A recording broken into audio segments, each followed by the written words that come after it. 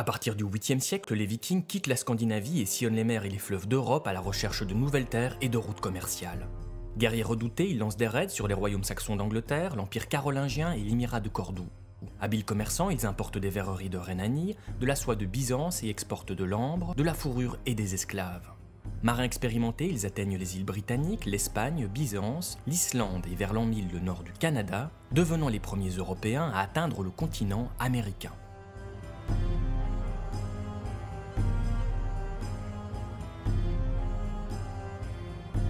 Au 8e siècle, les contrées scandinaves sont divisées en une multitude d'États indépendants. Les habitants de ces petits royaumes du Nord entretiennent peu de rapports avec le reste du continent et sont une des rares populations d'Europe à ne pas être christianisées.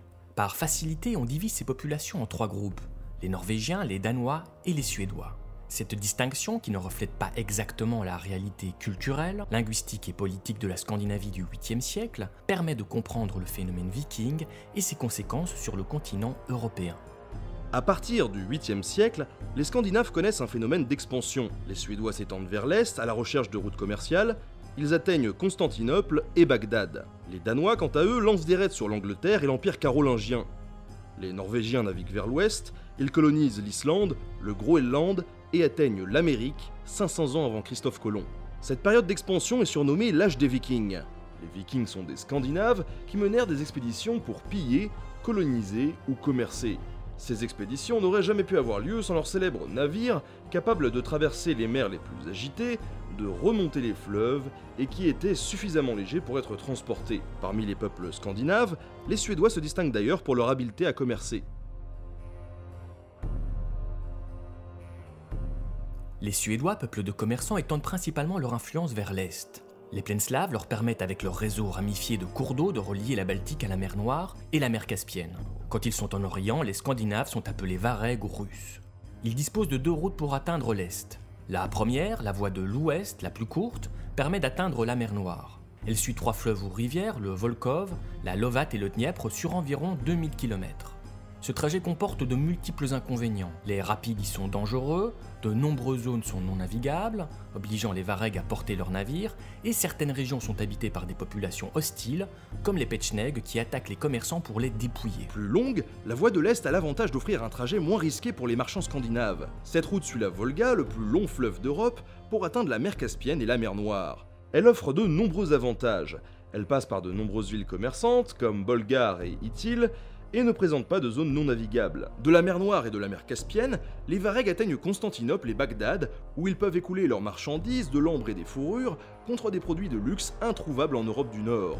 En plus d'être des commerçants, les Suédois sont aussi des conquérants et des colonisateurs. Au 8e siècle, ils établissent des forteresses dans la région de Rostov pour contrôler la Volga. Au 9e siècle, ils s'installent autour de Novgorod et y fondent un État. Quelques années plus tard, un autre État est fondé par les Varegs autour de Kiev. Les Varegs laissent une empreinte significative sur l'Europe de l'Est. Ils sont à l'origine de la naissance de la Russie.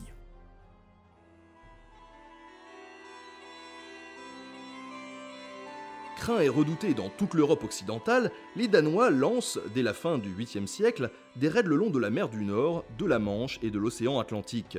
Après la mort de Charlemagne en 814, les raids s'intensifient. La Grande-Bretagne est particulièrement touchée par les expéditions lancées par les Vikings danois. À la fin du 8e siècle, l'Angleterre est divisée en plusieurs royaumes saxons indépendants, dont les principaux sont les royaumes de Wessex, de Mercie, de Northumbrie et d'Est-Anglie. Cette division politique affaiblit les Saxons dans leur lutte contre les Vikings. Le premier raid connu frappe un monastère sur la côte est de l'Angleterre, des moines y sont tués ou emportés comme esclaves et leurs trésors pillés. Cet événement marque le début de l'ère viking en Grande-Bretagne. Peuple de marins, les Danois utilisent les fleuves pour atteindre leurs objectifs, situés à l'intérieur des terres. Leurs navires à fond plat et à faible tirant d'eau peuvent remonter les fleuves malgré la faible profondeur des cours d'eau. Certains fleuves, comme la Tamise, constituent des voies de pénétration idéales pour atteindre des cibles situées à l'intérieur des terres. Un épisode marque particulièrement les populations anglo-saxonnes. En 865, une vaste armée débarque dans le royaume d'Est-Anglie. L'armée, surnommée la Grande Armée païenne, est dirigée par 3 fils de Ragnar Lodbrok, Ivar, Halfdan et Ubba. Les guerriers danois traversent le royaume de Northumbrie et prennent la ville de York où certains s'installent comme fermiers. Entre 875 et 879, les Danois fondent un royaume autour de York. Ce nouvel état s'étend ensuite sur la Northumbrie, l'Est-Anglie, les 5 bourgs et les Midlands du sud-est. Alfred le Grand, souverain de Wessex, parvient après une longue lutte à arrêter l'expansion danoise mais doit reconnaître l'État qui prend le nom de Danelaw. Une nouvelle vague de vikings déferle sur l'Angleterre en 947 avec l'arrivée de Éric, surnommé Hache sanglante. La présence scandinave est maintenue avec le règne de Knut le Grand, qui forgera un empire s'étendant sur l'Angleterre, la Norvège et le Danemark. Outre l'Angleterre, les Danois ravagent l'ouest de l'Empire carolingien, affaibli après la mort de Charlemagne. Déjà fragilisé durant le règne de Louis le Pieux, fils de Charlemagne, l'Empire est divisé en 3 parties après le traité de Verdun en 843. Comme en Angleterre, les Danois utilisent les cours d'eau pour atteindre les cibles situées à l'intérieur des terres. Ils empruntent la Seine, la Loire et la Garonne, et des camps sont établis aux embouchures de ces 3 grands fleuves. De nombreuses villes sont attaquées, Toulouse en 844, Paris en 845, Bordeaux en 848, Périgueux en 849 et Tours en 853. À l'est, les Vikings remontent l'Elbe et le Rhin et pillent et incendient Cologne et Aix-la-Chapelle. Certains souverains préfèrent négocier avec ces guerriers venus du nord. Pour mettre fin aux problèmes vikings, Charles le Simple propose au chef de guerre Rollon des terres en Basse-Seine pour former une garde frontière. Rollon devient le vassal de Charles le Simple, il est baptisé et épouse Gisèle, la fille illégitime de Charles. Un siècle plus tard, la concession cédée à Rollon devient le duché de Normandie, et l'un des descendants de Rollon, Guillaume le Conquérant, saisira le trône d'Angleterre après la bataille d'Hastings en 1066. D'Angleterre et de France, les Vikings déferlent sur la péninsule ibérique. En 844, en utilisant le fleuve Guadalquivir, des Vikings atteignent Séville et Cadix. Les Scandinaves pénètrent en Méditerranée par le détroit de Gibraltar et lancent de grands raids sur les côtes de la Méditerranée occidentale. Les guerriers du Nord sont capables d'atteindre l'Afrique, l'Espagne, le sud de la France et le nord de l'Italie. Les Danois ne sont pas les seuls à mener des raids sur l'Europe occidentale. Les Norvégiens lancent aussi des expéditions le long des côtes atlantiques, mais ils se distinguent surtout par les expéditions lancées au nord-ouest de l'Europe.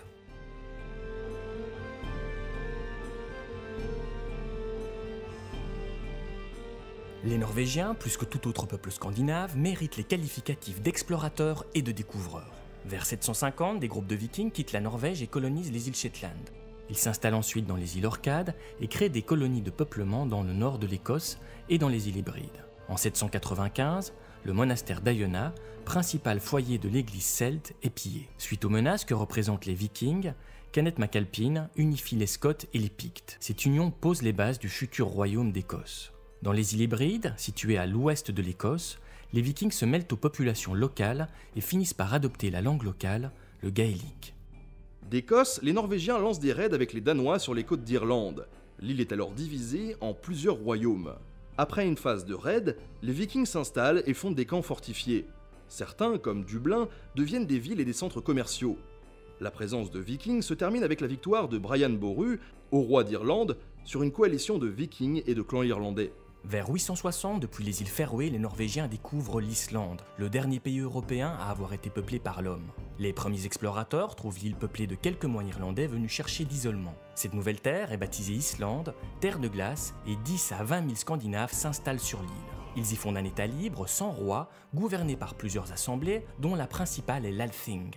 Les chefs de clan, les Gothar, s'y réunissent une fois par an. Vers 982, Éric le Rouge, un riche propriétaire terrien banni d'Islande, part à la recherche d'une île mentionnée par des navigateurs islandais.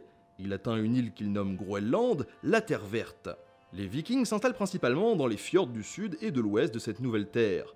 À peu près 20 ans plus tard, le fils d'Éric le Rouge, Leif Erikson, découvre plusieurs parties du continent américain.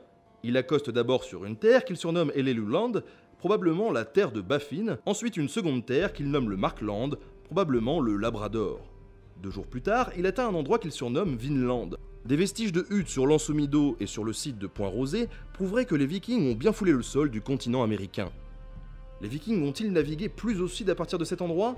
Certains historiens le pensent. Si la présence scandinave est courte en Amérique, elle fait des explorateurs vikings les premiers Européens à poser le pied sur le continent américain. Pendant près de 250 ans, ceux que l'on appelait les Normands en France, les Danois en Angleterre ou les Russes au Moyen-Orient vont sillonner les mers et les fleuves et parcourir plusieurs continents.